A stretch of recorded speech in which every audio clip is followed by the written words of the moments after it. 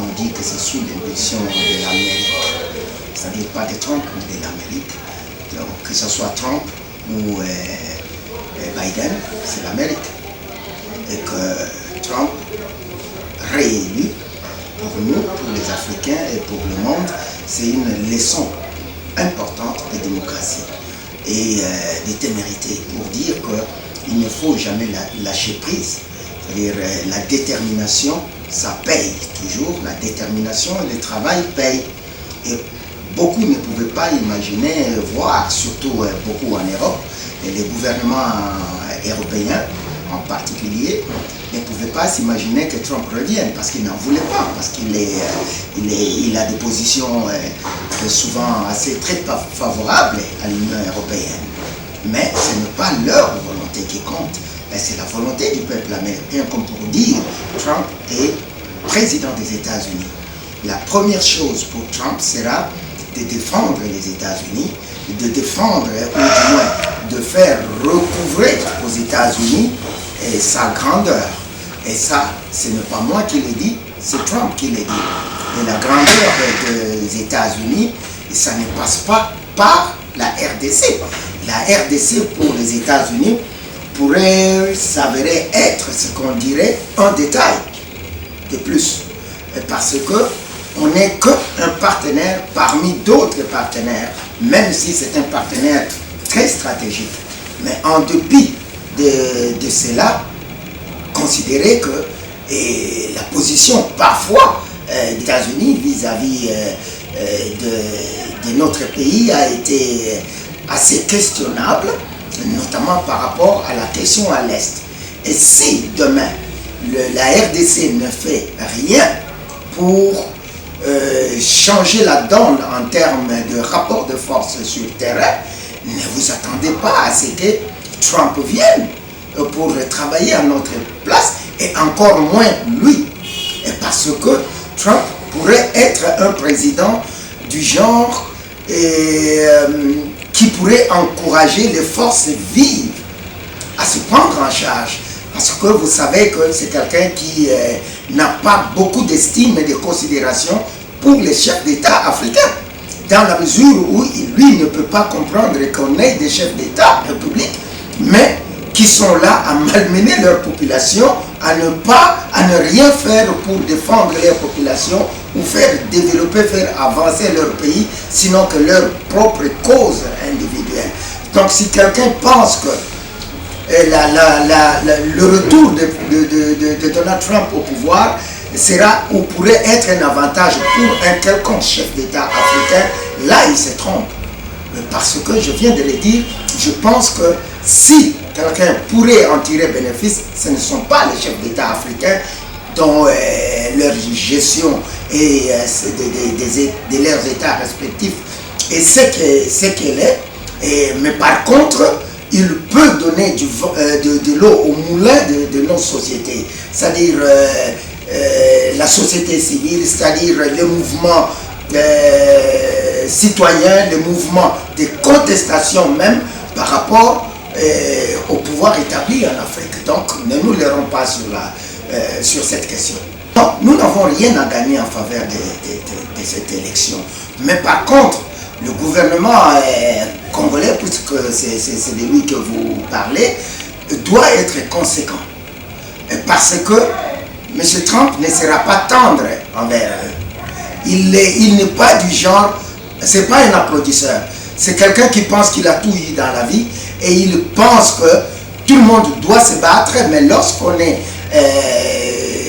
en tête d'un État, il y a des choses qu'on doit faire et d'autres qu'on ne doit pas faire. Et la première chose à faire, c'est défendre cet État, défendre les intérêts de votre pays. Et vous entendrez Trump ne parler que de l'Amérique et de la grandeur de l'Amérique.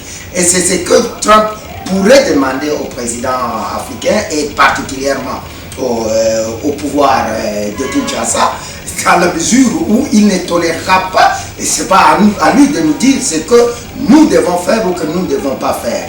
Mais par rapport à nos relations avec les États-Unis, les États-Unis de Donald Trump, il faudra être très très très prudent et ne pas se leurrer comme disais, parce que je crois que il pourrait surprendre beaucoup dans le sens de pouvoir ne pas trop respecter notre pouvoir comme les autres pouvoirs en tête des États africains. Non, non, je viens de le dire. Ce n'est pas à Donald Trump. C'est ça le discours de Donald Trump. C'est-à-dire tout le monde doit faire sa part, doit faire son travail. Pour Trump, lui, et vous voyez, c'est lui qui est présumé être le chef de la diplomatie dans son gouvernement qui va venir. Lui, c'est quelqu'un qui, dorénavant, il dit les Américains ne doivent pas, ou l'Amérique ne doit plus être le gendarme du monde. C'est-à-dire, faites ce que vous devez faire. Mais dans le cadre de la coopération, de la collaboration entre États et de l'ingérence utile de la communauté internationale dans les affaires d'autres États, de ce côté-là, je pense qu'ils risquent d'être assez durs encore avec le gouvernement congolais. Parce que tous les États du monde, à commencer par les Nations Unies, qui regroupent, qui rassemblent les États dans le monde, ont dit au gouvernement de Kinshasa, c'est votre responsabilité de sécuriser votre pays et de sécuriser vos populations et d'assurer votre développement. Tous les États du monde l'ont dit. Les Nations Unies, par la bouche du numéro 1 de cette institution, la première internationale, ont dit tous que la responsabilité revenait aux Congolais. N'attendez pas que Trump, qui est dans cette ligne, pour qui c'est ça la vision du monde, c'est-à-dire chaque président doit assurer le bien-être de son peuple, et dans le cadre de la collaboration bilatérale, des relations bilatérales, on peut bénéficier d'une certaine attention, mais à condition que nous jouions franc jeu, que nous assumions nos responsabilités d'abord, parce que ce ne sont pas des militaires américains qui viendront tomber au champ de bataille en RDC, mais ce sont des militaires congolais et tous les services qui vont avec, qui vont se battre pour sécuriser leurs frontières, pour, comment on dit, bouter dehors tous ceux qui sont de force, toute force indésirable dans notre pays, et ça, il y en a. Mais je répète, cela revient de la responsabilité première du gouvernement de Kinshasa et de ces mécanismes appropriés, notamment les forces de défense et de sécurité. N'attendez rien de M. Trump, parce que lui ne sera là que pour assurer les intérêts de l'Amérique, pour garantir une Amérique encore plus forte, parce qu'il pense que l'Amérique a beaucoup perdu. Et ça sera dans beaucoup d'autres domaines qui ensemble feront que l'Amérique puisse... On est en une période où le monde se refaçonne avec la montée de BRICS, avec tous les autres mécanismes au niveau des alliances qui se font et qui se défont. Et l'ordre ancien, vous l'avez entendu, beaucoup de présidents, surtout les présidents français en parlaient, l'ordre de gouvernance mondiale ancien est en train de changer. On va aller dans un nouvel ordre mondial. Et ce nouvel ordre mondial, il sous-entend, ou il sous-tend quoi? Il sous-tend, n'est-ce pas? Et le rapport de force. Qu'est-ce que je peux tirer de vous? Mais si les États-Unis pensent qu'ils se sentent mieux avec le Rwanda, parce qu'ils sont ensemble, ils n'arrêteront pas leur rapport, parce qu'il faut plaire aux beaux yeux des Congolais. Si vous ne vous assumez pas vous-même. C'est pour vous dire, agir pour y mettre fin en ces temps-là. Et si vous pensez qu'on peut ou qu'on va inventer la roue, eh bien on se trompe. En interne, pour commencer, nous devons être unis, solides et appuyer tous comme un seul homme, comme une nation. Quelles que soient les querelles que nous avons en interne, nous devons être unis sur une question, l'intégrité de notre territoire national.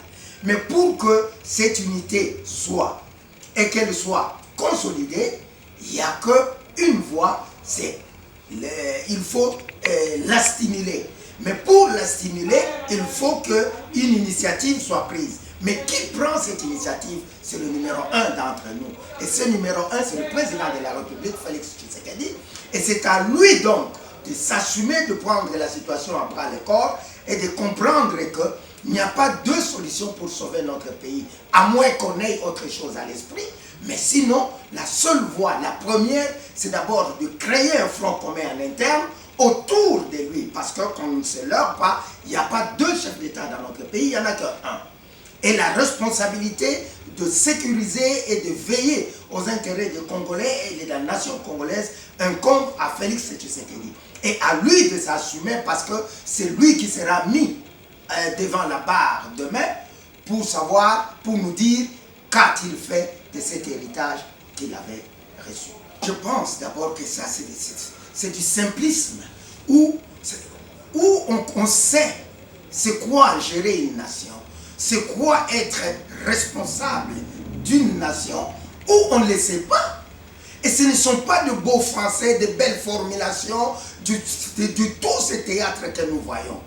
Nous l'avons dit, Alerte a dit à plusieurs reprises, ce processus de Luanda seul n'apportera aucune solution au problème que nous avons. Nous l'avons démontré. Nous avons dit comment, dans le communiqué même, la ministre des Affaires étrangères, ou qui a induit la première ministre en erreur, n'a pas su interpréter un communiqué qu'elle-même a signé.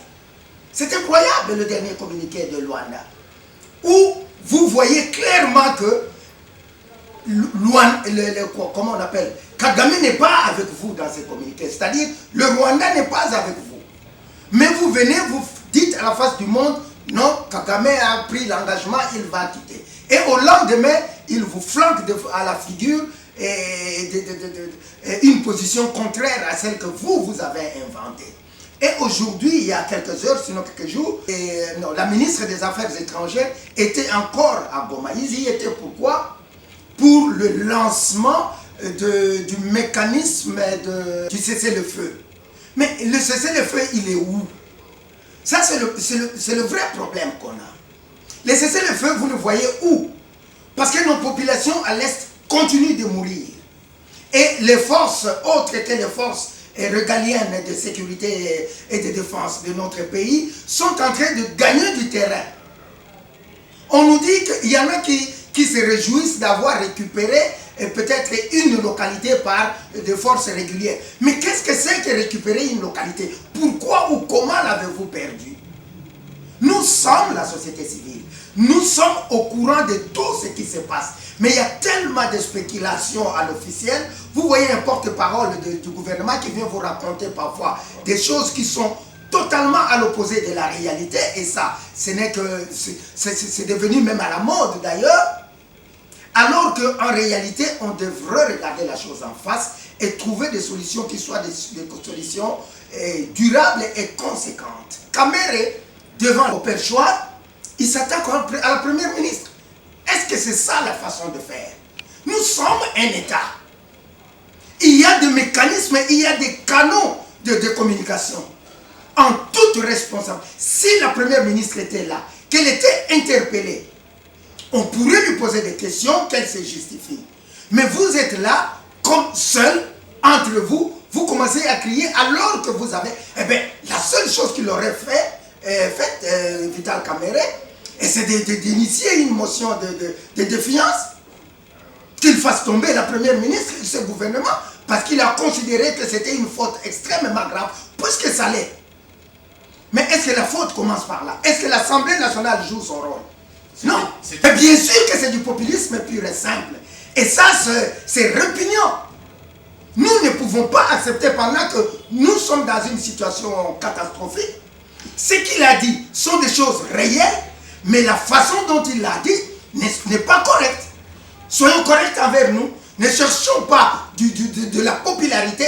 Ce n'est pas Kamerhe qui va chercher la popularité, il est populaire. Mais c'est-à-dire que dans sa position, il n'a plus besoin de ça. Le pays souffre et Kamerhe en sait mieux que quiconque. Alors connaît et il a la manette pour donner des orientations. Qu'il ne fasse que ça. Mais ne venez pas devant le perchoir et tu commences à raconter des histoires pour que nous on t'acclame. Non, on ne t'acclamera pas. Parce que le fait d'avoir parlé comme ça n'arrête pas la guerre à l'Est. Ça ne cesse pas de morts et des exactions qu'il y a dans le nord Kivu, dans Ituri, dans le sud Kivu et tout le reste de ce que nous déplorons dans la vie. Non, il faut que l'Assemblée, ce que nous appelons Assemblée nationale, joue pleinement son rôle si vraiment elle est la représentation populaire. Mais qu'ils arrêtent. Mais quel est son rôle? C'est ce que je dis. Vous avez la commande. Eh bien, agissez. Interpellez. Sanctionnez. Prenez des actes conséquents pour faire changer le cours des choses. Mais ne passez pas là à crier. Vous pouvez crier du matin au soir. Ça change quoi la situation à l'Est? Ça change quoi ici dans le Maïndombe à la porte de Kinshasa? Rien. Vous ne le faites que devant la télé parce qu'il y a des caméras pointées devant vous et vous voulez que la population vous écoute pour dire que ah voilà, ils nous défendent. Non, ces gens-là ne nous défendent pas. Ils sont là pour de gros salaires qu'ils se sont faits et c'est pour ça que Alerte RDC avait proposé le plan de contingence dans lequel il faut réduire au maximum le traitement ou les émoluments de toutes ces personnes-là, l'Assemblée nationale, le Sénat, le gouvernement, les mandataires, tous ces gens politiques là-bas. Le plus grand salaire devra être, le maximum c'est 5 000 $. Et le reste va suivre. Comme ça, on va écarter les gens sur cette voie de la politique où l'on pense que c'est là. La politique, c'est un apostolat. On ne vient pas pour devenir riche. Et cette donne-là doit changer. Et la Alerte RDC ne veut que ça. Aujourd'hui, il faut avoir le courage de se regarder en face et de dire que rien ne marche.